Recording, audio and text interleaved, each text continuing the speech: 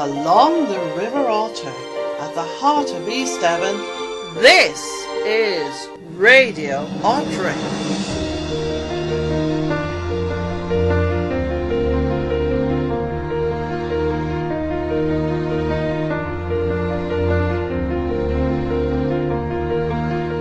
Hi, and thanks very much for joining us. We're at the Rusty Pig. Robin, who owns this small family-run business, has kindly let me join him to cook up a dish here in the heart of Ottery St Mary. And the Rusty Pig it's a small family-run business based in Ottery. They source their pigs from their own small holding and other local farms. All your pork, Robin, is... it's fed a natural diet, and thank you so much for hosting this rather exciting event. And tell us a bit about yourself and what you do. Here at the Ottery Pig, we're quite passionate about pork and where it comes from. We do really believe that the rare breeds have a better flavour. They're a firmer meat. They've had a longer life as opposed to the commercial pigs. It's great when you're working with such great produce because it actually makes cooking a lot easier. Because you don't have to jazz it up too much. And what I've got here today is just a really simple dish that I cook at home quite a lot for my son. Right, what are we going to be cooking? Well, today we're going to be cooking, it's called Hakka pork, which is a traditional Chinese dish, known as peasant food, if you like, what they would eat while in the rice fields. And it's just only got a few elements in. Today we've got some pork belly, which is we're going to slow cook in some soya sauce with some sesame, some mushrooms that were foraged locally. I won't tell you where, because you'll all be on my patch nicking my mushrooms. Some star anise, some cinnamon, some ginger, and a dried bit of chilli, just to give a bit of warmth. And also a few potatoes, a nice waxy potato, Devon new potatoes. What are we going to do with them? We're going to drop them into the sauce a little bit later on. So. Okay. What we've got here is about 300 grams of pork belly from a Devon black pig, which was supplied by a small holder just outside of Ottery in Tallaton called Riverwood Farm. When I can't use my own pork, which Oxford Sandia Blacks, I just use the other farm in Tallaton because he's exactly what I want. He's as near as organic. He looks after his pigs in the way I like, and they're all rare breed, traditional breeds for a better flavour. So literally what we've got to do here, we've got our pork belly, we've got our set mushrooms that have been foraged, that have just been soaked in boiling water. For how long? Just for 10 minutes. Okay. Just for 10 minutes. And we're just going to rehydrate them. And we've saved all the water that's in there as well, because that's flavour, and Chef Tim was saying it's kind of a stock. To be brutally honest though, the water in there doesn't look that appealing. It doesn't look that appealing, but I've got to be honest with you, this dish doesn't look that appealing to us. It's a very black dish because we're using the sweet soya sauce, yes. Which is opposed to the dark soya sauce, which is quite salty. This is it's very sweet. It's otherwise known as ketchup mayonnaise. But it gives an amazing caramelly flavour to the pork, and with the star anise, which is going to give a big fennel hit to it, or aniseed hit to it, and the earthiness of the mushrooms and a little bit of lime just to cut through that fat after it's been percolating on the stove for a while. It's just going to be really amazing and simple. And then we're also going to cook a little bit of rice. I'll show you the way I cook rice. I use an absorption method. So we don't cook it and then drain off the liquid and wash the rice under water, because you lose a little bit of flavour. So it will give you perfectly cooked rice. So, lovely. We've got our pork, which we're just going to chuck into a pan. So in goes the pork. Yeah. This is how simple the dish is. So in goes the pork. We've got about a thumb of ginger, finely diced. As you can see, it's quite fine. But it doesn't really matter if it's a little bit chunky because we're cooking it for quite a while. Okay. In goes the diced ginger, about 5 heads of star anise. 1 stick of cassia bark, as opposed to cinnamon. It's pure cinnamon, it's a little bit stronger. Straight in? Straight in, so it's about a 5-inch stick. Okay. So it goes straight in. 1 dried chilli. And then it goes. It's nice and quick and easy dish. Yeah. In goes the soaked seps. With the water? With the water. Don't have to use, if you can't find any seps, if you don't know any secret supplies, you could use dried shiitake mushrooms, which most places have. And just the same again, soak them. So yeah, they do look very like mushrooms anyway. They do, don't they? And then probably about a cup of sweet soya sauce. As it pours into the bowl, quite appealingly It does, so. doesn't it? It looks exactly like the chocolate sauce one puts on ice cream. It does. It'll give you like a chocolate fountain type thing. Yes. So there you go. There's about a cup in there. So we've got all our ingredients in there, and we're literally Mixing them up. going to put a few splashes of sesame, not too much because you don't want to overpower it. I was going to say you've left the lid on there, but you've sort of quite cleverly... Oh, that's right. I've stabbed it. Yeah, digged a hole in the top. So literally that just goes straight on the stove. And we'll turn the heat on, and we'll bring it up to the boil, and then we're going to knock it down to a slow simmer, and then that will cook for about 40 minutes. Okay.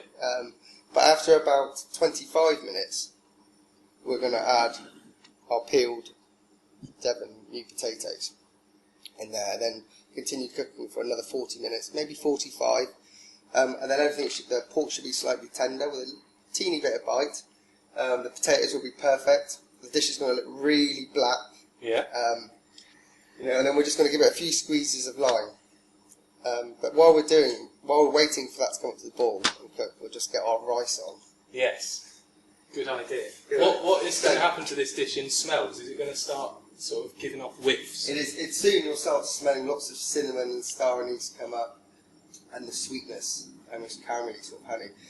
If you can't get hold of sweet soy sauce, I should mention that you can use dark soya, but just add some honey to it to sweeten it up. But I wouldn't try not to reduce down the soya sauce too much because it gets quite salty. Okay. And does the soy sauce add to the colour of the final product? It does. Well, it's going to be very black throughout the whole dish. Even the meat's going to take on some of the dark colour. I was going to say what it lacks in appearance, it makes up for in taste, but I don't think it makes it sort of not appealing, really. I think it could look quite scrumptious. Oh, okay. Well, it does. I mean, especially where you look at it, but it is a very black-looking dish. We also, if you didn't have pork belly, you could use chicken thighs. Yeah. I wouldn't use chicken breast so much because it's a slow cooking dish. And for me, I don't know being a big fan of chicken breast. I'm a big fan of chicken legs. They've got much more flavour and much more forgiving in the pot as opposed to the breast. But pork belly is fantastic. This dish, there you go. It's come up to the boil. And we're just going to turn it down a little bit and let that simmer away. So, getting our rice on, we're going to use jasmine rice because it's much more fragrant than basmati rice. Okay. It's a lot lighter and it's more traditional to this dish. It's what the Chinese would use. So literally what we would do is we would grab any cup that we want and we would scoop up 1 cup of, thank you, 1 cup of jasmine rice. Yeah. And pour it into the pan and then get 3 cups of the same cup of hot water. I'll pour that in, so you've got 3 to 1 ratio. Bring that to the boil with a lid on. As soon as it comes up to the boil, you have to have a little sneaky peek. Okay. Unless you've got a see-through lid. Just knock it down to a low heat and let that simmer very slowly for about 8 minutes. And what do we do? Yeah. What do we do with that rice then? Once it's done, it's 8 minutes is up. 8 minutes. Turn it off. Yeah. You're still waiting for your pork to cook, but the rice is going to stay hot. As long as you keep that lid on, your rice will stay hot for at least a good hour. And that's the difference. You don't want to strain it, do you? Don't want to strain it. The water will all be absorbed by the rice, and it will slowly cook off. And you'll end up with this amazingly fluffy rice, as long as you follow the rule, 3 to 1. Okay. So 3 cups of water to 1 cup of rice, hot water. Like I said, it will stay hot for an hour, and by that time, your pork's going to be ready, your potatoes are going to be cooked. You're going to finish off the hacker pork with a few twists of lime in there just to add a little bit more of acidity. It'll freshen it up a little bit and cut through that fat that's been percolating out of the delicious Devon black pork belly. That's really good. Well, you say it's simple. It's got a lot of stuff in here. You're putting a fair bit in. Well, there's a fair bit in there, but it's really grasp. So I think that's why I find it so appealing. It's quick and easy. I spend all day making really complicated dishes. Yeah. It's nice to actually just do something simple in the day. Definitely. Yeah, it's good. And what happens to the rice once? Okay, so it's been soaked for an hour. It's been soaked for an hour. It's nice and fluffy. It's nice and fluffy. We haven't lifted the lid off. So our pork belly's ready. Our hacker pork's ready. We're literally just going to put the rice in the middle of the table, just serve it, and we'll just spoon it out. It'll be perfectly fluffy, perfectly cooked. It'll have a lot more of a rice flavour to it because we haven't drained off the water and lost all that flavour. Okay. Yeah. We haven't rinsed any hot water, cold water, which a lot of people do to get rid of the starch, but you need the starch there. The starch doesn't make it over sticky. Yeah. If you follow the absorption method. And while we're waiting, you could give us a bit of an indication of what you do here, how long you've been here, Robin, and sort of where you got it from, really. Okay, well, so the Rusty Pig's been open probably coming on 4 months now, and we are absolutely mad about pork. We have our little shop here, which we sell fresh cuts, and we also make our own salamis or cured products. All our terrines, hog's pudding, black pudding from fresh pig's blood, with lots going on. They've got polenta and pearl barley and mace and brandy. It's a real rich blood pudding that we enjoy making. So basically, everything we do here, we make absolutely from scratch. The only thing that comes through our doors is the pig. Yeah. Basically, so the whole animal will come in every Monday.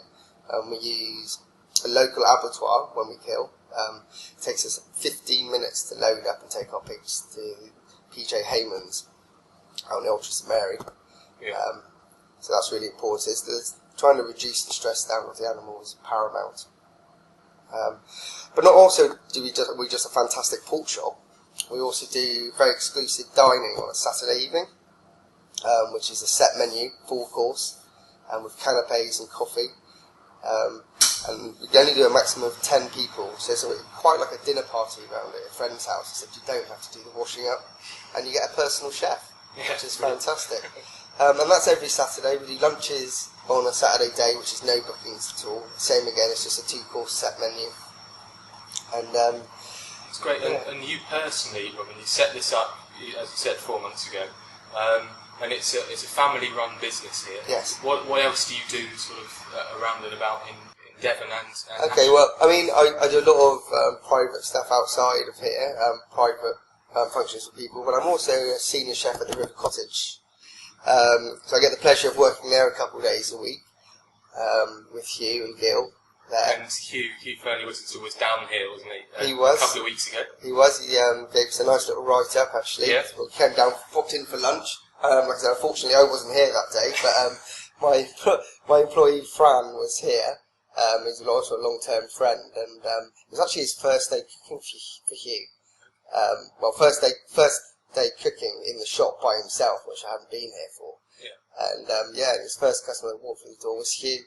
You can imagine the look on his face when he figured out who it was. He thought, oh, I recognise that guy. Yeah. And then it all clicked in. And but Hugh loved it, and he was here with his family.